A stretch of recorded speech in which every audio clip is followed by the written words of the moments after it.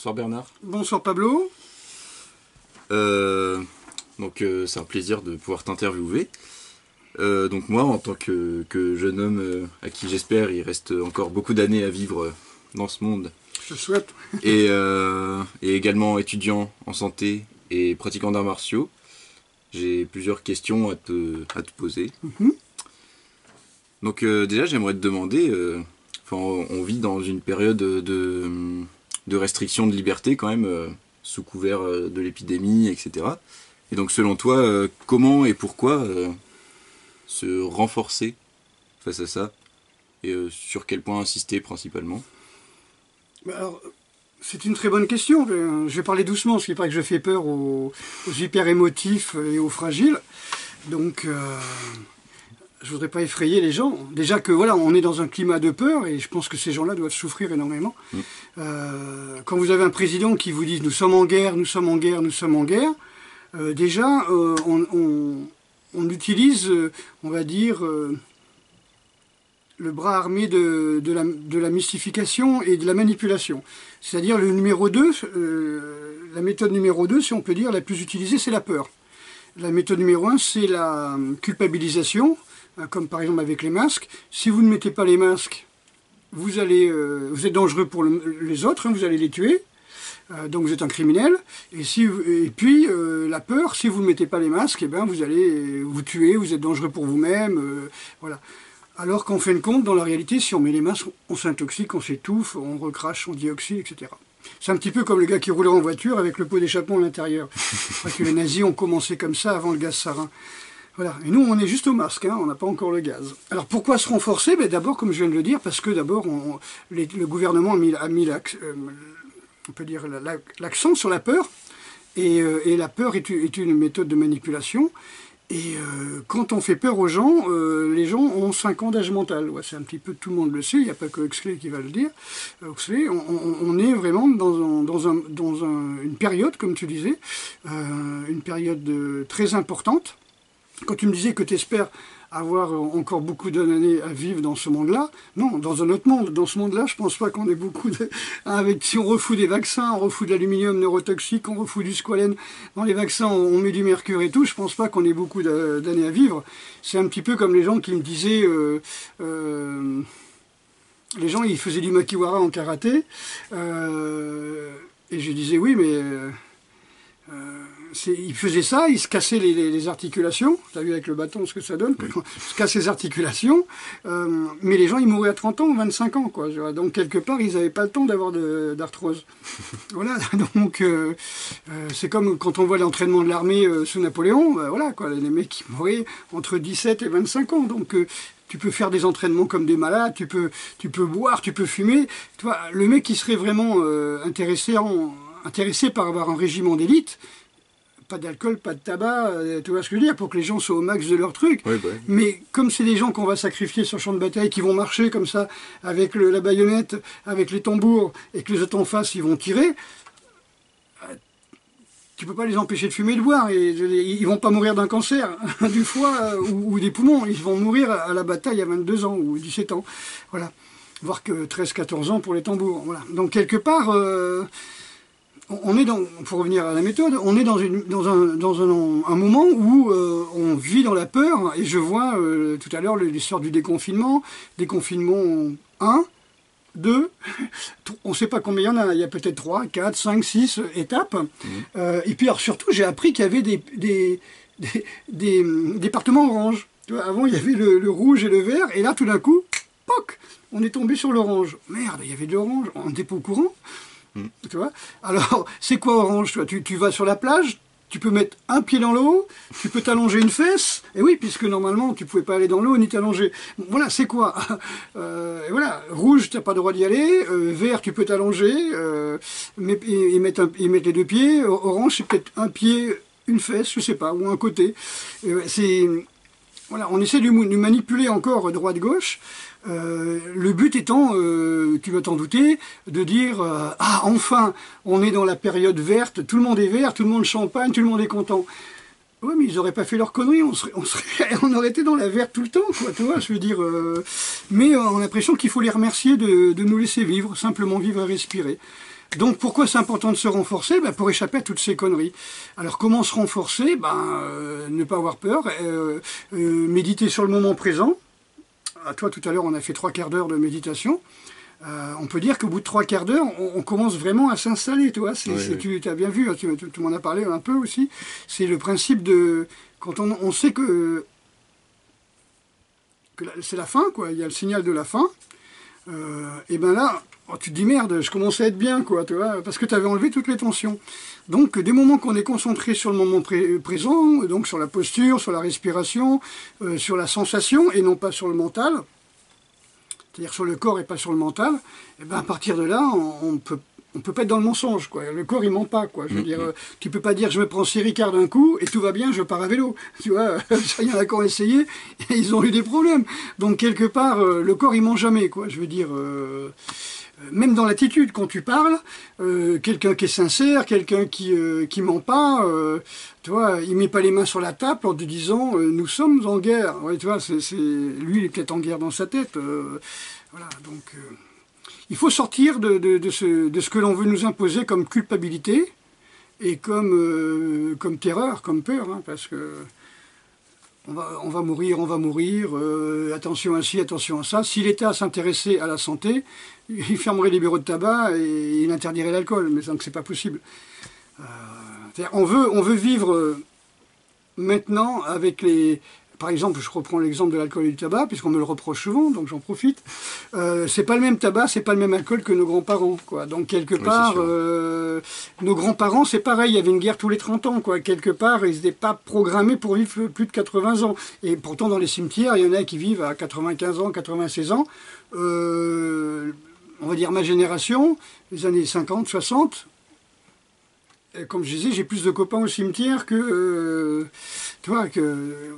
Voilà, le dernier que je disais, le dernier copain qui était dans ma classe, j'ai appris qu'il est mort l'année dernière, quoi. Voilà, quoi. Donc quelque part, il en reste plus beaucoup, quoi, hein, des potes. Hein. Heureusement, j'ai encore des amis, mais qui subissent beaucoup de, je veux dire, qui payent l'addition, quoi. Des gens qui ont fumé, ils ont des cancers, etc.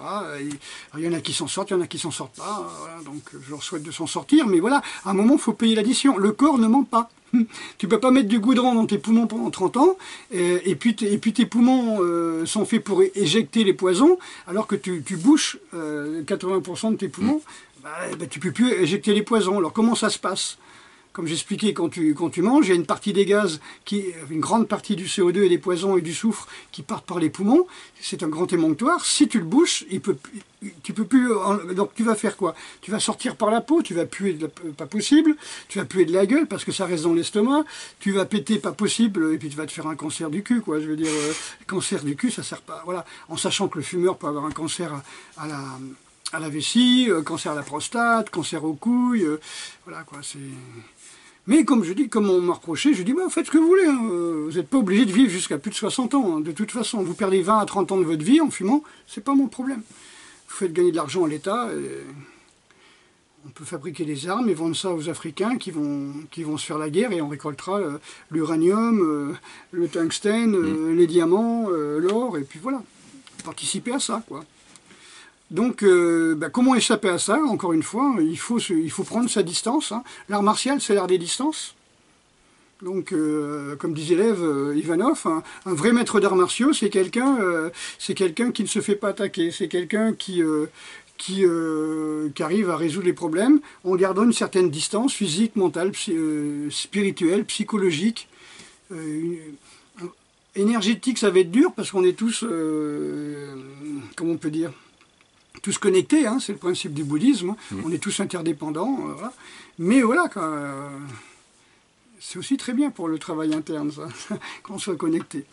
Voilà, donc, il faut méditer, il faut éteindre la télé, voilà, quoi. Il ne faut pas dire, c'est bon, on est en zone verte, il n'y a plus de confinement, on peut sortir à plus de 10, donc je regarde les JT. Tu vois, non, les JT sera toujours des mensonges, de toute façon. Hein. Si vous voulez savoir la vérité, vous prenez ce qu'ils disent dans le JT, vous le mettez à l'envers, et puis vous avez vraiment ce qui se passe. Hein.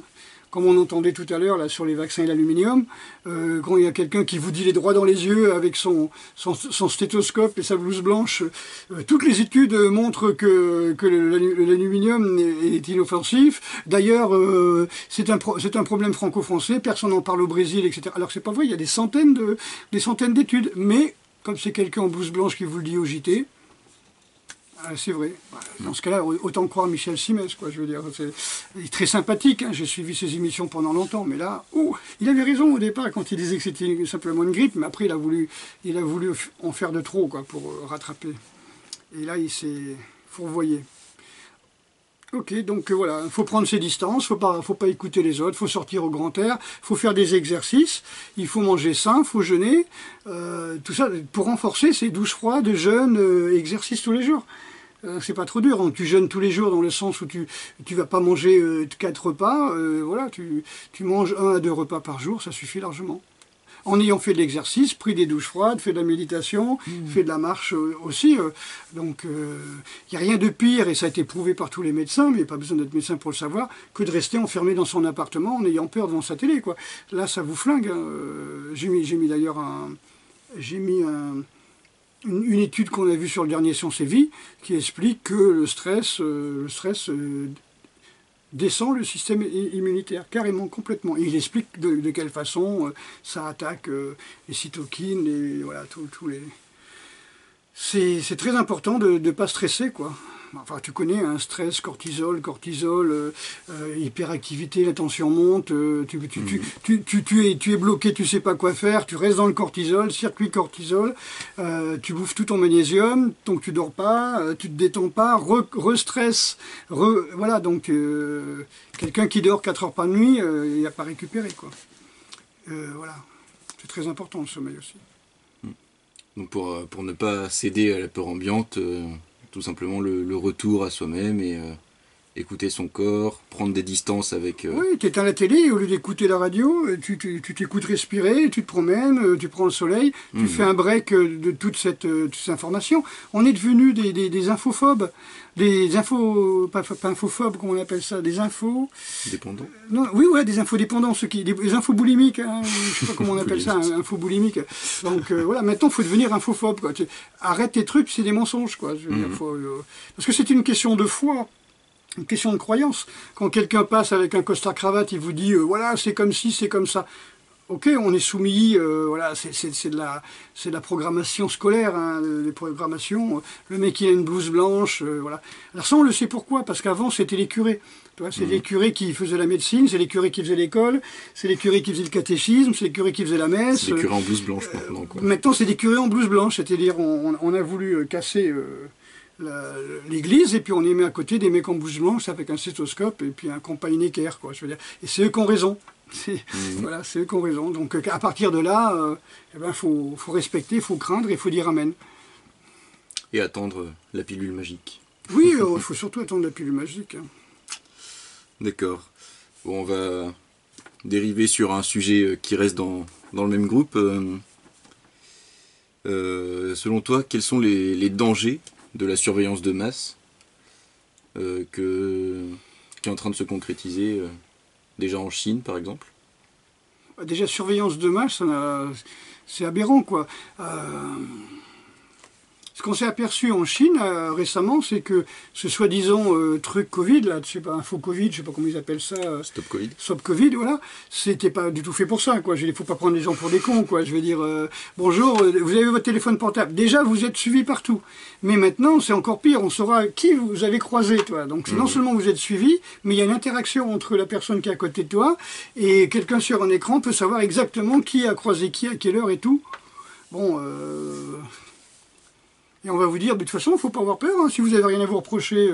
C'est-à-dire que pour avoir rien à se reprocher, il faut avoir une puce, un bracelet électronique, 10 vaccins, voilà, il faut être lobotomisé, quoi. Si tu ne penses pas, tu n'as rien à te reprocher. Toi. Dès moments que tu penses, c'est du crime, c'est un crime, le crime de penser. Quoi, là, on est en 1984. Quoi. Donc, quel est le danger? En fin de compte, le danger, c'est que c'est fait, et même... Voilà, on vous dit aujourd'hui, attention, comme on dit, les moins de 40 ans ne peuvent pas comprendre, quoi. Mais aujourd'hui, on vous dit quelque chose, et vous dites, oui, d'accord, c'est vrai, aucune loi, on ne donnera pas vos données, non, tu les donnes toi-même en acceptant vos données seront sécurisées, mais dans l'histoire, tout ce qu'on nous a promis a été faux. Regarde, je prenais l'exemple des autoroutes, avec Vinci, même avant, machin autoroute, bien avant. Moi, j'ai bossé à l'autoroute, voilà, l'autoroute est finie, elles sont payantes uniquement pour les rembourser, comme le pont de l'île de Ré, comme le pont de l'île d'Oléron, enfin, bref, comment dire, on l'a payé 200 fois, quoi, je veux dire, y compris ceux qui sont là dans Charente-Maritime pour leurs impôts locaux, ils ont payé déjà 10 fois le pont de l'île de Ré et le pont de l'île d'Oléron, et quand ils vont y aller, on va les faire payer quand même. Donc il y a un truc qui va pas, quoi. Et il n'y a pas que ça aussi. Je me souviens, par exemple, la loterie nationale, où c'était pour les gueules cassées. Peu de gens le savent, on rapportait de l'argent, gueule cassée. Le dernier des poilus, il est mort, tu vois, de 14, et on continue à faire la loterie nationale. À qui va l'argent? Puisque au départ, c'était pour les pensionnés de guerre. La vignette aussi, c'était pour les vieux. C'était parce qu'à un moment, il n'y avait pas assez de retraités, tu vois, pour payer, donc on a créé la vignette. Ça a duré, je sais pas, peut-être 30-40 ans, la vignette, c'est un truc à vérifier. Ceux pour qui c'était fait étaient morts depuis longtemps. Donc sur ces petits trucs-là, comme j'arrête pas d'en parler, de ce provisoire qui dure, eh ben, c'est toute l'histoire. On nous a berné avec toutes ces histoires qui devaient... Oui, on fait ça, c'est provisoire, on fait ça, c'est provisoire. Et là, c'est pareil, on fait ça, mais jamais on touchera à vos données personnelles. Alors pourquoi on le fait si c'est pas pour toucher? Non, les mecs, ils vont acheter des données, ils vont faire ci, c'est comme... Enfin bref... À mon époque, quand j'étais dans une école commerciale, on allait par exemple à la préfecture ou à la chambre des commerces, enfin c'était à la préfecture, et on achetait des listes de gens qui faisaient leur maison, qui avaient demandé des permis de construire. Okay. Donc on achetait à la préfecture, quoi. On leur donnait de l'argent, puis ils nous filaient 300 adresses. Et nous, en tant que commerciaux, on téléphonait en disant, ben voilà, il y a chez Monsieur Bricolage, il y a une promotion en ce moment. Et il y avait à peu près 1 sur 10 qui disait, mais comment vous avez vu mon numéro? Comment vous savez qu'on construit une maison? Tu vois ce que je veux dire? Comment vous savez qu'on rénove et tout? Parce qu'ils avaient demandé des permis de rénovation et de construction.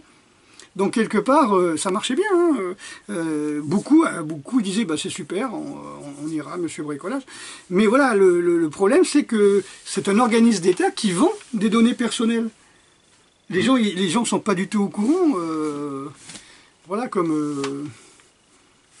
Voilà, enfin, tous ceux qui ont plus de 40 ans savent très bien que s'ils réfléchissent, toutes les données personnelles qu'on a dit que jamais on y touchera, on les a vendues. On les a pas données, ils ont vendu, c'est vrai, quelque part. Mais ton numéro de téléphone, tes goûts sur Internet, chaque fois que tu likes un truc, ça finit dans un big data, quoi. Je veux dire, le but de le but et le danger, c'est le big data, quoi. C'est-à-dire que on pourrait faire un clone de toi. C'est-à-dire, on fait un clone numérique de toi, ta façon de parler, ta façon de bouger, tes idées, tes goûts, tout avec ton Facebook, avec ton Twitter, avec tous tes trucs, tout ce que tu peux avoir sur ton téléphone, comme réseaux sociaux, on peut te fabriquer un double... Ah oui, c'est terrible. Et puis un beau jour, on te verra marcher dans la rue, comme ça, tuer quelqu'un, avec des expressions, et ça, hop, partira, et tout le monde dira, mais oui, c'est lui, il marche comme ça, c'est sa façon de parler. Tu vois, c'est tellement facile, le big data, et je me souviens dans Running Man, là, avec Schwarzenegger, on voyait déjà ça. Je te parle, c'est un film des années 70 ou 80 je crois, où justement on voulait faire croire qu'il avait tué quelqu'un, et donc ils avaient créé une image numérique de lui en train de tuer quelqu'un pour faire perdre sa notoriété. Voilà quoi, c'est assez bizarre comme... mais on y arrive, et tous les films de science-fiction nous ont avertis, tous les auteurs nous ont avertis. Et justement, comme on est préparé à ça, on trouve ça normal.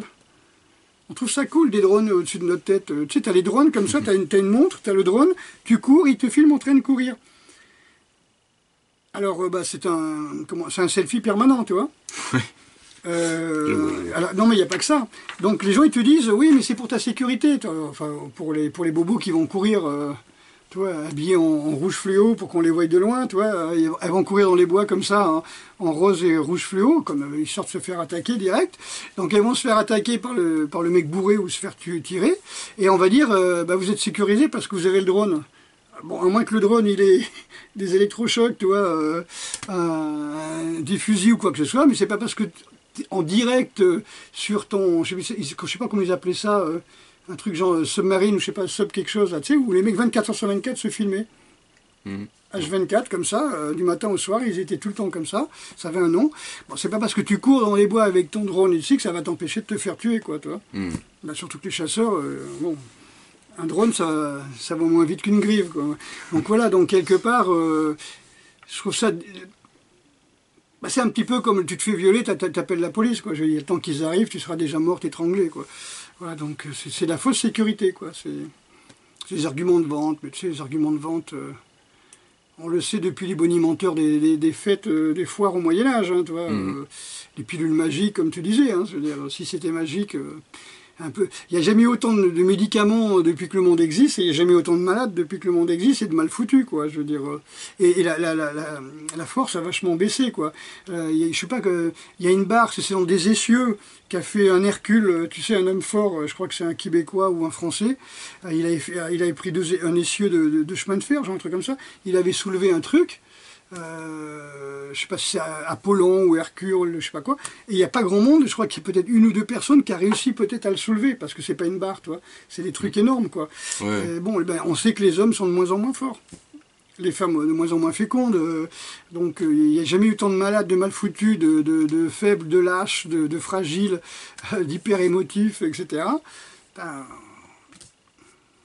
que je fasse de gestes, je vais faire peur. Voilà. Donc tu vois, donc on en arrive à un moment où, et on le sait maintenant, hein, ça a été lancé dans quelques études. Nous sommes, enfin les gens qui ont, je sais pas, 30 ans maintenant, ou 30-35 ans, c'est la première génération qui vont vivre, dont les enfants vont vivre moins longtemps qu'eux. Ah ouais? Alors, ça veut dire que le mec qui a 30 ans maintenant, on n'est pas sûr qu'il arrive à 70, toi. Mais ça veut dire que leurs enfants, ils iront même pas à 50. Ben oui, parce qu'il n'y a plus de bouffe. Tu sais que les minéraux font le végétal. Le règne végétal vient du règne minéral. Quand il n'y a plus de minéraux dans le sol, donc il n'y a plus de vitamine B, il n'y a plus de, comme on dit, il y a plus de B12 dans le sol, il n'y a plus de magnésium, il n'y a plus de cuivre, il n'y a plus rien, quoi. Le pont bactérien qui était de 3 cm, c'est un demi-centimètre, même pas 2 mm. Donc les plantes ne peuvent plus puiser les minéraux dans le sol, il n'y en a plus. Et l'eau, au contraire, comme elle est acide, elle va délaver et dissoudre les minéraux. Donc s'il n'y a pas assez de minéraux dans le sol, le végétal, il va être très pauvre. Et l'animal qui va manger le végétal, eh ben, il va être mal foutu, il ne vivra pas longtemps. Donc on met des produits chimiques bruts sur le sol pour faire pousser des plantes. Les plantes sont plutôt éogènes et choisies pour être la plus résistante avec le moins de bouffe possible. On file ça à des animaux qui sont piqués, vaccinés, antibiotiques, hormones de croissance, tout ce que tu veux. Et ces animaux-là, on les file vite à l'abattoir quand ils ont 6 mois parce que au bout de 7 mois, ils crèveraient de 12 ou 15 cancers, quoi. Et beaucoup de bouchers disaient, les animaux, ils arrivent avec des putains de tumeurs, ils coupent la viande, ça pisse par terre, des sortes de grosses boules de pu. Ouais, les animaux seraient incapables, et beaucoup ne sont pas capables de marcher d'ailleurs, de tenir debout pour arriver à l'abattoir, et beaucoup seraient morts de plusieurs tumeurs après, quoi. Et voilà pourquoi les gens d'aujourd'hui qui mangent ces saloperies-là ne vivront pas. Alors ils vont dire, oui, mais pour tuer tous les virus et bactéries, on fait cuire. Bah, plus tu cuis, plus tu gliques les protéines avec les sucres, et moins ton corps trouve ça normal, et plus ça fait des sortes de chewing-gum, des molécules de Maillard cancérigènes, les AGE, etc. Tout ça, c'est des protéines glyquées, quoi. Ce n'est pas digeste. Ouais. Autant que bouffer du coton ou du plastique, c'est une sorte de plastique que ça fait du goudron. Donc quelque part, à moins qu'il y ait des gens, des gosses qui mangent cru, bio, végé, tout ça, voilà quoi. C'est comme là j'ai un bouquin, j'ai regardé tout à l'heure, un bouquin de médecine qui disait faut-il manger bio?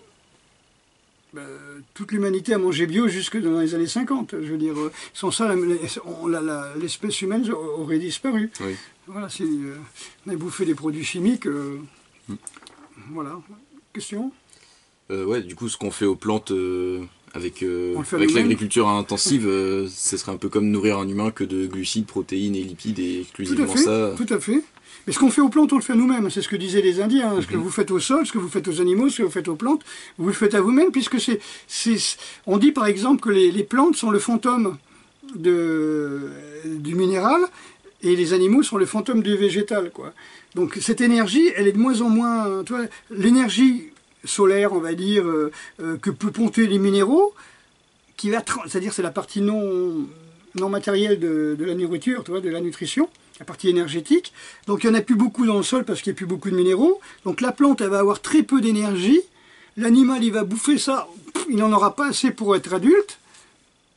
Et le gamin, il va bouffer ça, mais l'énergie, elle a été bouffée 3 fois, et il y en avait très peu.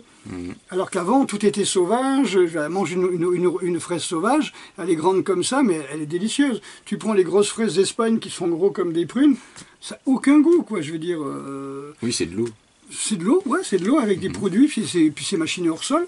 C'est de l'eau avec des produits chimiques. Et les gens ne font pas la différence entre le produit chimique à l'état brut et le produit, on va dire, le produit, entre guillemets, chimique naturel qui se forme dans le sol, qui est biocompatible à la plante. Et toi, tu manges la plante, et ce que tu manges, c'est biocompatible, donc il n'y a pas de problème. Il y a de l'énergie, il y a des enzymes, il y a des macronutriments et des micronutriments.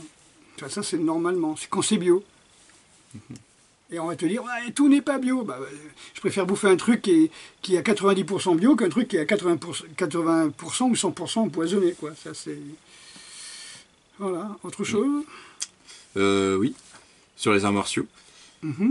Donc là, on est à une époque où on considère l'art martial comme vraiment un dictionnaire de techniques qu'il faut maîtriser. Bon bah toi tu nous apprends bien que c'est pas ça, et donc explique-nous à quel point c'est plus que ça. C'est-à-dire qu'il y a deux choses. Il y a l'art martial qu'on appelle le Do, l'art martial qu'on appelle art martial, le jutsu. L'art martial qu'on appelle jutsu au Japon, c'est devenu l'art martial des forces spéciales, c'est devenu la baïonnette. Et là effectivement, c'est un dictionnaire. C'est-à-dire tu as maîtrisé les transmissions, maîtriser tout ce qui est électronique, tu vois, parce qu'ils ont leur téléphone, ils ont des boîtiers, ils ont des iPads, je sais pas quoi, militaires. Donc il faut déjà travailler ça, il faut maîtriser les explosifs, il faut maîtriser les fusils, les pistolets, le combat au couteau, savoir utiliser les satellites pour utiliser son GPS. C'est ça l'art martial maintenant. Transmission. Tu vois. Si le mec il est espion en plus, il faut qu'il soit un très bon psychologue, il faut qu'il arrive à récolter des renseignements, il faut qu'il arrive à donner des faux renseignements, tu vois, faire des informations, manipuler les gens. Donc tout ça, ça reste toujours dans l'art martial. Après, ce que nous on appelle l'art martial et on veut parler de Do, ben là c'est tout ce qui est méditation, tout ce qui est travail interne, tout ce qui est connexion à l'autre. Le reste, c'est du sport, c'est de la bagarre, quoi. Je veux dire, comme j'entendais Lev Ivanov tout à l'heure qui disait, il dit, bon, on va être sérieux, quoi. Je veux dire, c'est juste des jeux virils, quoi, pour pas dire c'est de la bagarre entre gamins, quoi. Oui. Ce qu'on appelle art martial aujourd'hui. Parce que si tu discutes avec un gars des forces spéciales, il dit, pour arriver à faire du combat à main nue, faut que, t'aies perdu ton fusil, t'aies perdu ton pistolet, t'aies perdu ton couteau, t'aies perdu ta pelle, t'as perdu ton ceinturon avec lequel tu peux te battre, ton casque avec lequel tu peux te battre. Faut que tu trouves un terrain plat, tu vois, qui n'ait pas de branches, qui n'ait pas de cailloux, qui n'ait pas de gravier, et tu tombes sur un mec qui soit dans la même condition que toi, tu vois. Parce que s'il a un couteau, un bâton, sa pelle à la main, c'est plus du combat à main nue. Hein. Donc là, tu vas pas lui dire, je veux lui faire une projection, je lui donne un mawashi. Là, le mec, il te coupe la jambe avec sa pelle. Hein. Je te montre la pelle russe. Ouais. Il faut un coup de pelle, il a plus de jambes, hein, pour peu qu'elle soit affûtée. Quand tu pars à la guerre, tu l'affûtes. Hein. Ton couteau, ta pelle, ta hache. Donc t'imagines le gars, quoi. Pour arriver à faire ses katas, sur un seul nu avec un mec en face, faut que le mec soit à poil et toi tu sois à poil. Et bon. Après une bombe atomique, tu te retrouves sur le truc moitié à poil, et là effectivement tu peux te battre contre un mec qui a plus d'armes. Mais faut arrêter, quoi. C'est-à-dire, c'est ce qu'on appelle art martial, c'est du sport de combat, c'est de la bagarre, c'est du jeu viril. Ça veut dire qu'il y a des gens qui ont 60 ans ou 50 ans qui continuent. voilà, ils ont 10 ans dans la tête et ils font de la bagarre comme à l'école, quoi. Je veux dire, sérieusement, tu fais du tir, tu t'apprends, comme je te dis, à rouler avec un GPS, à faire des sauts en parachute de nuit, voilà, quoi. Comme avant les ninjas se repéraient aux étoiles, tu vois, connaissaient les plantes, savaient vivre sans faire de feu, etc., quoi. Je veux dire, pour pas être repéré, dans tout ça, c'est de l'art martial, quoi. Je mets l'art du renseignement là-dedans pour le ninjutsu et puis l'art militaire de combat, mais c'est tout, quoi. Je veux dire, et effectivement, savoir faire la cuisine pour une troupe, c'est aussi d'art martial. Savoir faire transporter des vêtements, de la bouffe, enfin tout ce dont on a besoin pour ravitailler des soldats, ça fait partie de l'art martial, tout ça, du ravitaillement. Donc c'est pour ça que tu as des régiments de train, tu as des régiments spécialisés par exemple, oui, on va dire des régiments. Oui, tu as le régiment du train, hein, bien sûr. Et puis, tu as dans les troupes de combat, les troupes d'élite, où j'étais, il y avait des compagnies spécialisées sur les mortiers, sur les missiles anti-chars, des compagnies de combat, des compagnies sur les transmissions, sur la reconnaissance. Donc, voilà, c'est des spécialisations. Tout ça, c'est l'art martial. Mais après, que les mecs ils aillent foutre des coups de poing dans un dojo, c'est du sport, c'est pour les défouler, quoi. Tu vois, faire comme à la Légion, tu creuses une fosse, tu vois, au lieu de faire un ring, tu creuses une fosse, comme ça le mec il peut pas se barrer, puis tu mets 2 mecs avec des gants, et ils se tapent dessus. Est-ce qu'ils feraient ça pour sauver leur vie? Non, pour sauver leur vie, ils étrangleraient le mec, ou ils prendraient un bout de bois, ils lui foutraient dans l'œil, ou ils prendraient un caillou, ils lui écraseraient le caillou sur la tête, mais il va pas donner des coups de poing. Ça dépend de quel point ils sont formatés. Ouais, non, je parle de guerriers, là, je parle pas de sportifs qui s'engagent à la Légion, là, je parle du mec qui arrive et puis qui a vraiment envie d'apprendre à sauver sa vie par tous les moyens. Je dirais que quelqu'un qui n'est pas formaté du tout, un enfant, y arriverait. Puisque justement, on n'a pas détruit en lui ses réflexes de survie. C'est-à-dire les mains ouvertes, et tu cherches un objet, quoi. Un singe le ferait, mais pas un mec qui a l'habitude de faire des katas, quoi. D'ailleurs, un singe survivrait mieux, quoi, si tu veux, dans la nature. Oui. D'accord. Donc, ta question, c'était... Aujourd'hui, on considère... Oui, l'art martial, c'est ce qu'on considère art martial en Occident, c'est du sport. Et ce qu'on considère... l'art martial, c'est l'art militaire. Et puis le do, lui, c'est un... Je ne sais pas si vraiment il y en a en France. Hein, le do, c'est vraiment la partie... Qu'est-ce qu'il dit, là? La partie interne, quoi.